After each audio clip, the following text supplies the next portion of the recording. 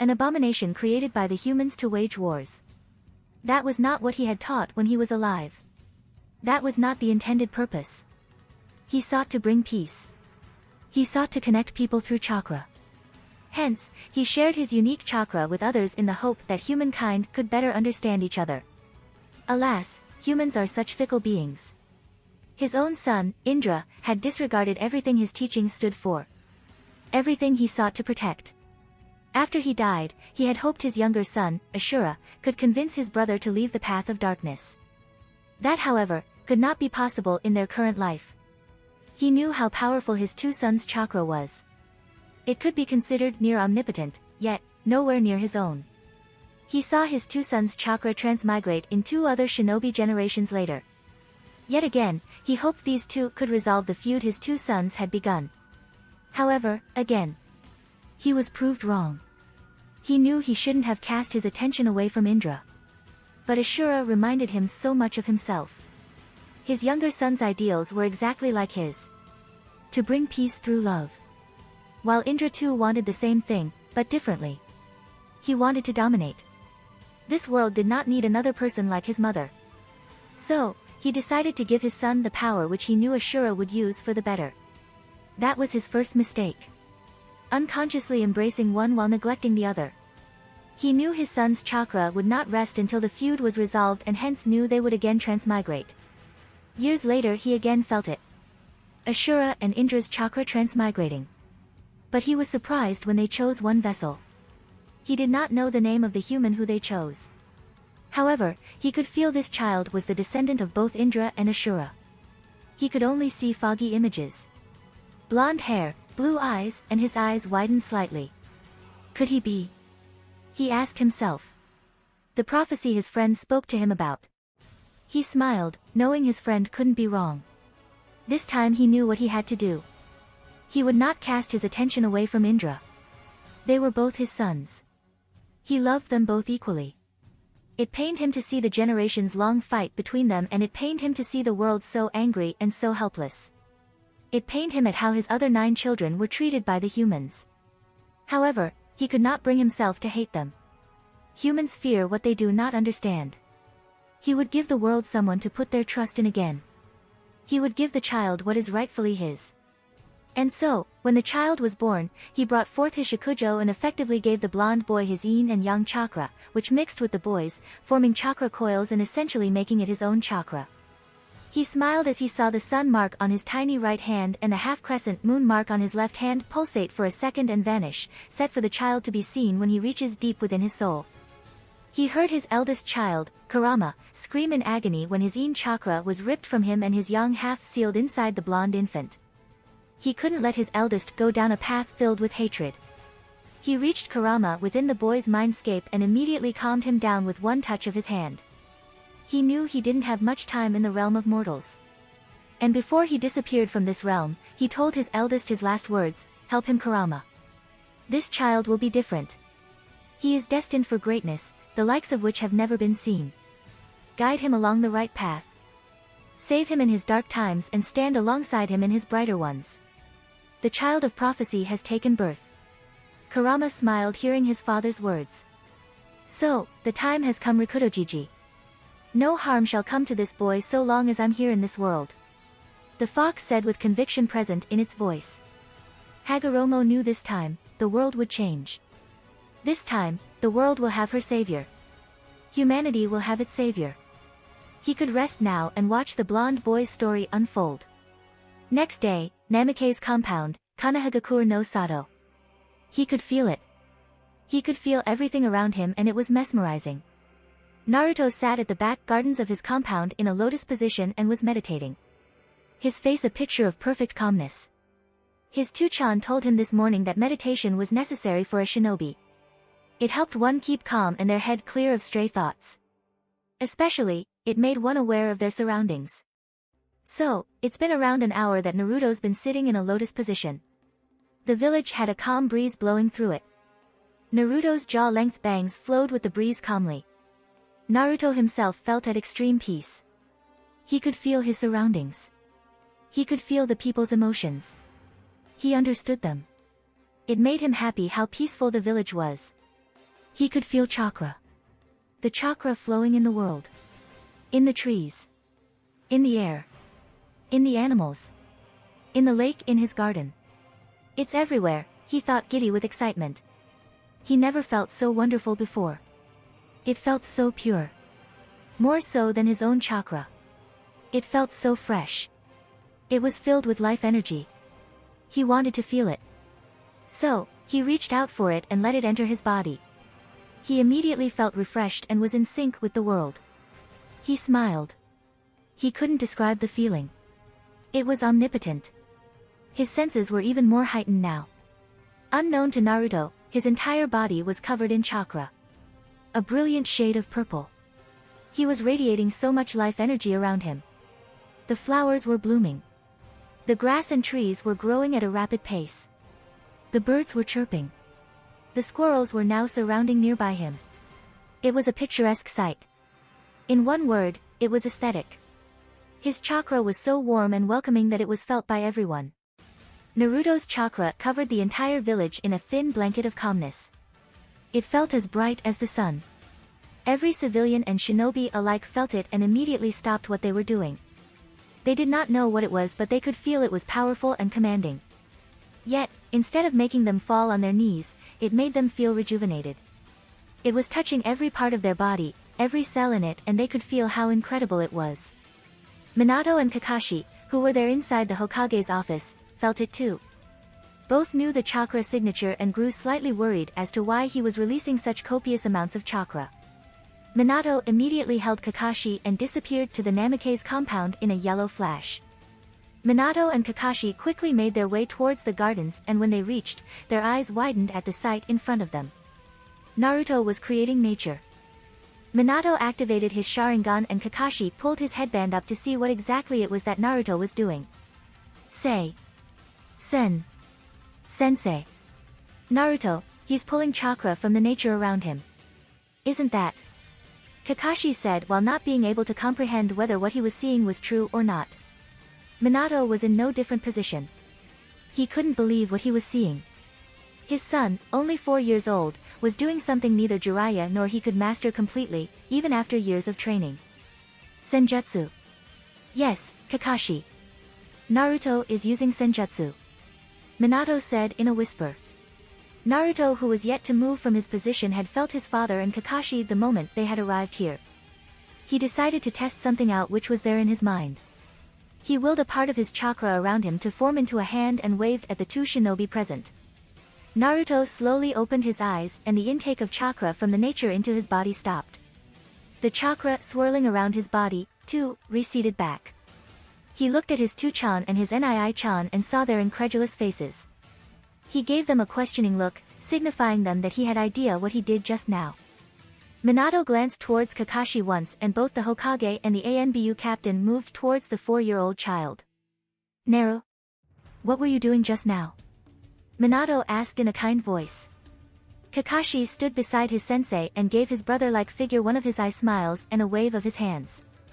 Oh, that. I was feeling chakra too, Chan. It felt so amazing. I could feel chakra everywhere. It felt like a never-ending thing. I could also feel everyone in the village. Even you and Kakashi nii-chan. It's like I knew where everyone was. What their emotions were. Naruto said in an excited voice while the two shinobi just listened with dumbfounded expressions. Naruto folded his hands over his chest and seemed to think over something for a while and gave a wide smile. I know. I felt like I could communicate with nature. Yes, that's it. Isn't that cool too, Chan? Kakashi and I-chan. In all their experiences, they had never come across anything such as this. Had someone told them that a 4-year-old child could use senjutsu effortlessly, they would have just laughed at them. However, witnessing Naruto do it right in front of them, they found the words stuck in their mouth. It should be inconceivable, yet the proof was right in front of their eyes. Minato soon got out of his stupor and bent to Naruto's eye level. Yes, that is indeed amazing, Naru. But do you have an idea as to how you did it just now? Well, I was just meditating as you told me in the morning and then I could just feel the chakra around myself. It felt so pure and different than my own that I felt inclined to touch it. Then, I just let it enter my body. Naruto said with a wide smile. You really have no idea what you just did, Naruto. Both Minato and Kakashi thought. Naruto, what you were doing right now was using senjutsu. The chakra present in the nature, or in general the chakra present in the atmosphere of the world, is called nature chakra or senjutsu chakra. Not everyone can do this, Naruto. It's a very difficult aspect to master. Jiraiya-sama and Minato-sensei are the only one that I know of who can do it. And I'm sure, even they took some time to grasp senjutsu. Kakashi spoke seriously. Naruto's eyes widened greatly, understanding the implications of Kakashi's words, and couldn't help but smile. He didn't boast himself for doing something incredible. Instead, he was merely glad he had something more in common with his two-chan and Jiraiya Aji-chan. Meanwhile, Minato looked at his son with nothing but pride in his eyes. He remembered the prophecy his sensei once told him about a blue-eyed boy who would change the world for the better, and somehow he knew it was his Naru. After what he witnessed his son do today, he had to be, and he was going to make sure he would stay by his son's side through it all. The yondaime got up from his crouched position and motioned for Naruto to get up too. Come on, Naruto, let's get back inside the house. You could go to Ichiraku Ramen for lunch. You must be hungry after what you did just now. Minato said as Naruto, Kakashi, and he made their way inside the house. Aha! Naruto said, nodding his head vigorously. The moment the three reached inside the house, Naruto said goodbye to his father and Kakashi and ran to Ichiraku Ramen stand to have his favorite meal. Minato and Kakashi couldn't help but laugh a bit at his enthusiasm towards eating ramen. Unknown to all three of them as of now, Naruto's hand had pulsed softly earlier, engraving two images on his hands that would change the future drastically. The sun mark on his right hand and the half-crescent moon mark on his left hand.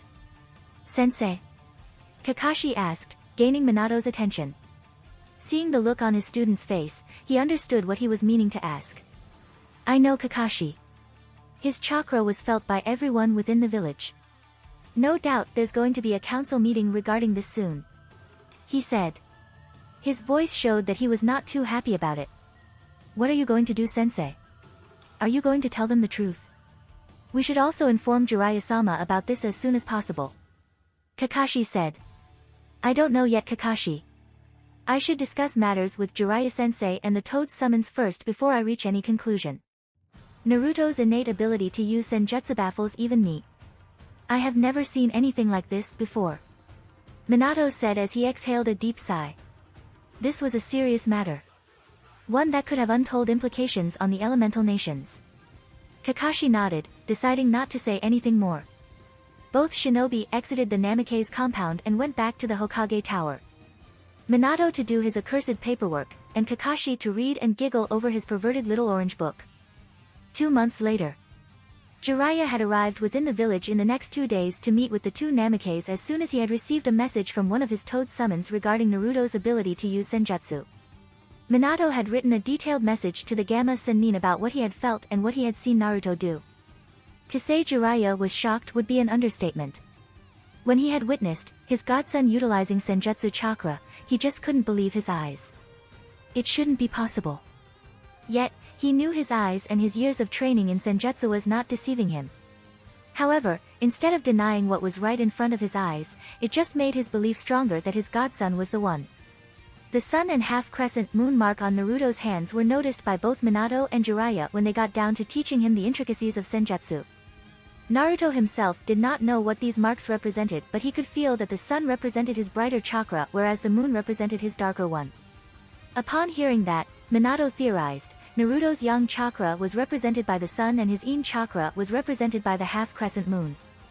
It was surprising for the two Kage-level shinobi as to why it was that Naruto had those marks. Every person has chakra, even civilians, and chakra is made of two halves, that is yin and yang. They balance each other always. So, for Naruto to manifest his yin and yang chakra in such a way made them believe that his chakra was somehow special compared to rest of the humans. Soon after that, Naruto was introduced to the Toad summons. He was extremely excited that he would get to use the same summons like his two-chan and Jiraiya Aji-chan. For a few days, a week, Naruto would usually spend time either with his father or the Toads at Mount Mayaboku to further delve into the complicities of senjutsu. Jiraiya, being a spy master, rarely spent a lot of time in village. His information gathering was important for the village. While training Naruto, it was also noted that the blonde had exceptional control over his chakra. When he was given the tree walking exercise, it took Naruto merely about half an hour to get it done. With the water walking exercise, it took the blonde slightly longer, but he had completed it in record time, stunning the Yondaime and the Sharingan no Kakashi. Later, he was introduced to more advanced chakra control exercises, such as kunai balancing, separating different colors of sand particles from a mixture in less than 10 seconds, and they were left astonished since Naruto completed those exercises in not even less than 2 days. Tsunade Senju, daughter of Hashirama Senju and Mito Uzumaki and one of the Densetsu no Sannin, is hailed as the greatest medical ninja of this era. Her chakra control is something which can only be aspired and dreamt of by others. Yet, Naruto, a 4-year-old boy, had such great control over his chakra it was deemed to be on par with Tsunade. And as Naruto grows up, it would only get better. Naruto was literally a sponge. Everything that was taught to him, he soaked it up immediately. It was astonishing and slightly scary, the rate at which he was picking up things which should not be possible. In the past 2 months, Naruto had already mastered several of the lower-level jutsu that was taught to him. Some of them being henge, transformation, kawarami, substitution, sunshin no jutsu, teleportation jutsu, and a variation of the bunshin no jutsu, clone jutsu, called kage bunshin no jutsu, shadow clone jutsu. The kage bunshin no jutsu was a kenjutsu which was created by the Naidaime Hokage of Konohagakure no Sato. This jutsu divides the caster's chakra in the number of clones the caster wishes to create. While it was not an issue for Naruto to make a normal bunshin, he was mainly taught the jutsu as it had more practical uses on the battlefield as well as while training. Seeing as how Naruto had exceptional chakra control, he was also introduced to few beginner medical ninjutsu, such as Shoshin Jutsu, mystical palm technique. Kakashi and Minato were hailed as the greatest prodigies ever of their time. Seeing Naruto train often, left them wondering how much of a prodigy they were. Their latent talent was nothing compared to the little boy. Naruto was on his way to become a shinobi the likes of which were never seen in history. Seeing Naruto's growth rate and his talent, Kakashi had suggested Minato to put Naruto in ANBU to better utilize his skills. That was a mistake. Minato had outright disregarded the idea. He reasoned his son may be different from the other children his age, but he deserved to have a normal childhood for as long as possible. Minato was not going to throw his only son in a world of bloodshed so early in his life. It was a warm sunny day in Konohagakure no Sato. It was around 1 in the afternoon and the market streets of the village were bustling with activity. There were people going in and out of shops, either purchasing materials for themselves or pawning their personal items for some money. The shinobi were jumping over the rooftops, either going to complete their missions or towards the Hokage Tower to receive more missions. Naruto had just finished having some food at the ramen stand after his morning workout and was heading towards one of the secluded area within the forests for some more training. Minato and Kakashi had told Naruto that he had to get his physique in shape for the taijutsu katas that he was learning from the scroll given to him by his Tuchan. The scroll contained the interceptor fist, the taijutsu style used by Madara Uchiha. It relied on fast reflexes and studying the opponent's movements first and reacting to them in a quick span of time. While for most Uchiha, their Sharingan is an integral part in their taijutsu moves, Naruto is taught to consider the Sharingan as merely an accessory tool. The Sharingan is only supposed to decipher the subtle movements and give an edge in hand-to-hand combat. But if one can do that without the use of the Sharingan, it gives one much greater reflexes while using it. Every morning, Naruto would wake up and do 15 laps around the Namikaze compound. From there he moved to 50 push-ups, 100 sit-ups, 50 pull-ups and end it with 100 punches and kicks on a training dummy placed in the training grounds inside his compound. Every week he would add 5 laps more and 50 more to each of the exercise. He had gotten the inspiration from Kakashi when he told Naruto that he used to do similar exercises when he began his ninja training, which was around the same time as the blonde boy. So currently, Naruto was walking towards the forested area behind one of the playgrounds near the Hokage Tower when he heard a girl crying. Few minutes earlier, Sakura Haruno, a 4-year-old girl, was an aspiring ninja. Both her parents were veteran shinobi who could not pursue their shinobi career after the Third Great Ninja War. Her father, Kizashi Haruno, was an above-average shinobi who was extremely adept in using genjutsu, while her mother, Mabuki Haruno, was a medical ninja. Ever since she had known, she loved to read books. She often went to the Konoha library and borrowed books regarding basic medical knowledge, shinobi life, and the history of elemental nations from the civilian sections. Being more of a book nerd, Sakura had yet to start any physical training. Today, she was returning from library after borrowing books which spoke about the granddaughter of the Shodai Hokage, Tsunade Senju, and how she brought about a revolutionary change in the field of medicine. It was a warm afternoon today, so she decided to take a longer route and go through the park near the Hokage monument. As she was walking back to her home, she didn't realize that there were several boys few years older than her who were looking at her funny and making fun of her huge forehead and bright pink hair. One of the boys went behind her back and pushed her down. Sakura screamed lightly as she fell quite uncharacteristically. The book she was holding lay beside her and her hair had become a mess. "Look at your huge forehead. It's bigger than your head." "Ha! What a weird girl," said the boy who had pushed her down as he laughed. The two other boys who were there with him joined him and also started laughing at the pink-haired girl. Even though Sakura was quite self-conscious about her forehead, she tried not to let it get to her when someone made fun of her. So just like most of the time, she ignored the bullies and went to reach for her book which was lying beside her. Just when she was about to reach it, the second boy snatched it and read the title out loud. "General Medical Knowledge, Tsunade Senju." "Read the boy out loud." "Gee, give me my book back," whimpered Sakura under the fierce gaze of the boys in front of her. He then looked at her as if she was a freak and mocked her by saying, "So, you want to become a ninja? How would you ever become one with such big forehead and that ugly pink hair? I mean, who even has pink hair? It's just plain weird." He smirked when he saw her eyes became a bit wet and started crying slowly. He threw the book at her which hit her arm. Sakura, who was down on the ground, picked up her book slowly, only wished someone came to help her. She just didn't know how close her help was. With Naruto. He moved closer towards the sound and saw a small girl around his age with hair a bright color of pink and holding a green-colored book in her hands. He noticed she had an above-average size forehead, but found it cute for some reason. Then he scowled a bit seeing as there were three boys obviously elder than her and they bullying her.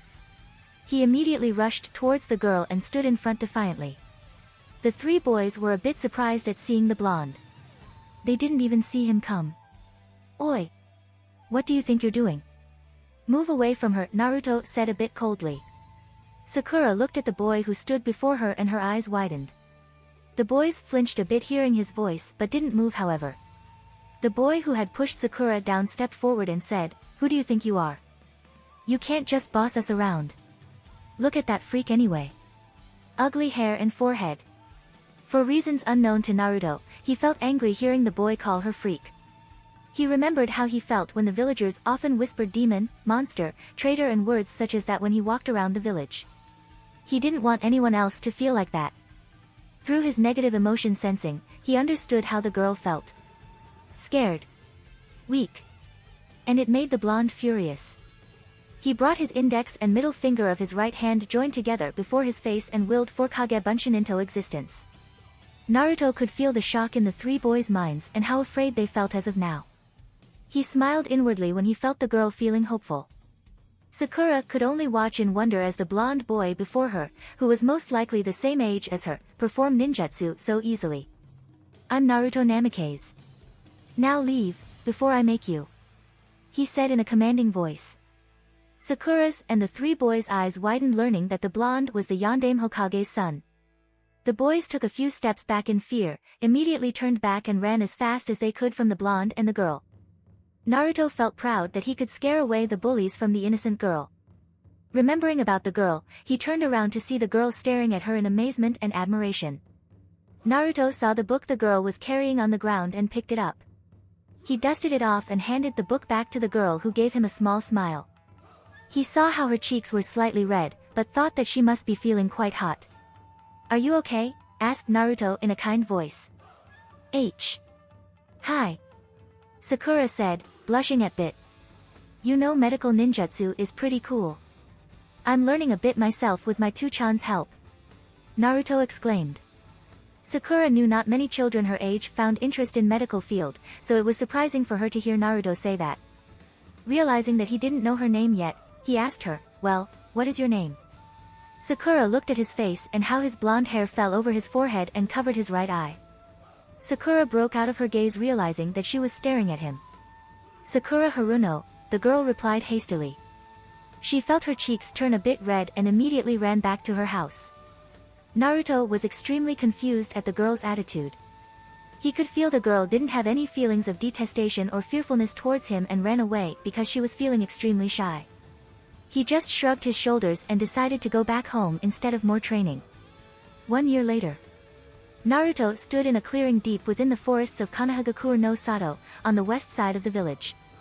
It was early afternoon and no one was around currently. Naruto stared at a tall thick tree he had picked. From what I remember thinking earlier, I must transfer considerable amount of chakra in my fist and hold it there. Naruto inhaled deeply and calmed his breathing. If I'm correct, I can make my chakra take the form of a larger fist over my hand and then use it as a large-scale attack. Naruto brought his hand up perpendicular to his body and closed it, forming a fist. He closed his eyes to concentrate. He then let the natural energy flowing in the world enter his body swiftly and started feeling the flow of his chakra in his body. He willed some of it to concentrate over his hand. He started visualizing what he wanted, and suddenly large amounts of potent purple chakra started manifesting around Naruto's arms.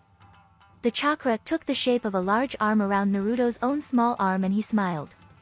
For the past few hours, he had been thinking about a taijutsu technique that could be used as a large-scale attack. He had the idea in his mind but couldn't execute it properly. He closed his hand into a fist and the chakra manifested arm too folded its hand to form a fist. Naruto pulled his arm back and thrust it forward in a quick pace. What happened next came as a surprise to him, although it did make him smile at the result. The moment the chakra arm contacted the tree, it broke into several pieces and some of it flew back several hundred yards and formed a narrow crater along the path of the flying tree. He rubbed the back of his head sheepishly with his free hand and thought, I might need to use less chakra next time I plan to use this. He looked up at sky and saw that it was only afternoon. He decided to just lay down with his eyes closed and rest for a while after so much thinking and training. A few hours later, a black-haired boy sat on the branches of a high tree. His hair was wild and spiky and wore high-collared black shirt. His eyes were looking at the resting form of one Naruto Namikaze. His black onyx eyes then scanned the area around the blonde carefully to search for anything out of place. He looked up to the sky for a few seconds. It will be sunset soon. He had been ordered by the Hokage to keep an eye on his son for the entire coming week. This was due to several Iwagakure shinobi still lurking around the borders of the Land of Fire. It was dangerous for Naruto to be alone, especially near the borders of the village. Hence, the 5-year-old blonde was given a shinobi to guard him as a precaution, even though Naruto was capable enough of handling several high-skilled shinobi on his own. The Iwagakure shinobi were another matter that surfaced in the past few months. Apparently, several missing ninjas from Iwagakure were spotted on the borders between the Land of Grass and the Land of Fire. A few of them were killed by the ANBU patrolling the borders as a sign of warning, yet more kept invading the borders. Even though the shinobi were portraying themselves as missing ninjas, Minato was wary and skeptical of them. He wouldn't put it past the stubborn Inoki to use underhanded tactics such as sending official IWA shinobi disguised as missing ninjas to invade Konoha and at the same time have the pathetic excuse for deniability. Minato and Iwagakure never got along well with each other. Before the start of the Third Shinobi World War, IWA had tried kidnapping his wife Kushina for the sole purpose of the Kyubi. It enraged him that a village already having 2 bijou with them would try to steal one from another. He had killed off the shinobi involved in the incident during that time and had shown Iwagakure not to take Konohagakure lightly at the end of the Third Shinobi War. It was the Third Ninja War that gave rise to the Yellow Flash of Konoha, and the name still strikes fear in the shinobi of Iwagakure. The shinobi guarding the blonde looked back at Naruto eventually after his gaze left the evening sky. Let's see if the Yondame's legacy is as good as I was told. He took out 2 kunai from within his pouch and held them between his left hand's fingers. He looked towards Naruto once again and threw the kunai straight at him. When the 2 kunai smashed into the blonde boy resting on the ground, his eyes widened at the unexpected results. The Naruto that was lying on the ground disappeared in a cloud of smoke. Suddenly, he felt cold metal touch the base of his neck. Naruto, who was now standing behind the surprised shinobi, with the tip of his kunai touching his neck, asked in a serious tone. Who are you, shinobi-san? If you like this content, don't forget to like and subscribe. See you later, bye bye.